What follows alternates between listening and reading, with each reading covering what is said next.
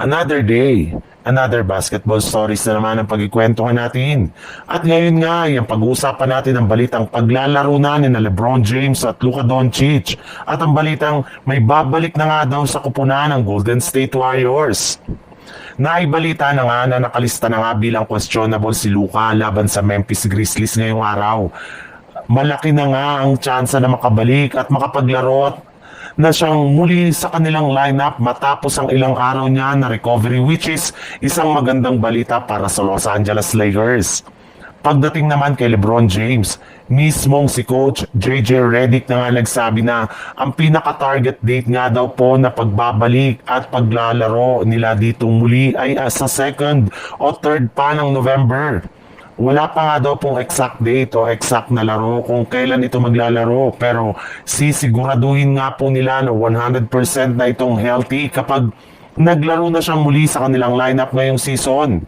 Inamin rin naman nga dito na hindi nila basta-bastang bibigyan ng malaking minuto si LeBron. Kapag naglaro na itong muli sa Lakers gayong kailangan nga na siyang panatiling healthy sa buong season. Sa ibang balita naman, dahil nga sa naging magandang simula ng Golden State Warriors na mga nagdaang araw, ay naging maingay na naman nga ang kanilang veteran player na si Draymond Green sa kanyang postcast kung saan ilang mga maanghang na salita na naman nga ang kanyang sinabi dito. Una na dyan ay ang matapang na pagsabi nito na hindi nga daw may tuturing na true contender ang mga kupunan ng New York Knicks, Houston Rockets at maging ang Minnesota Timberwolves.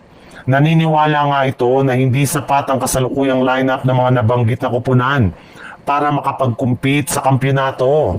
Bukod rin dyan, sinabi rin naman nga nito ng nagdaang araw na sinigurado nga po niya na sila na ang pagpasok sa NBA Finals at magkakampyon ngayong taon.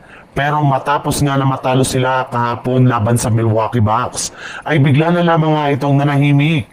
Mas nag-focus na lang naman nga ito sa kanilang mga susunod na laro since may lumabas nga na balita na meron nga daw pong babalik na player sa kanilang lineup sa katauhan ni DeAnthony Milton na kasalukuyang tinatapos na ang kanyang recovery at posible nga na makapaglaro na siya sa team sa kalagitnaan ng November.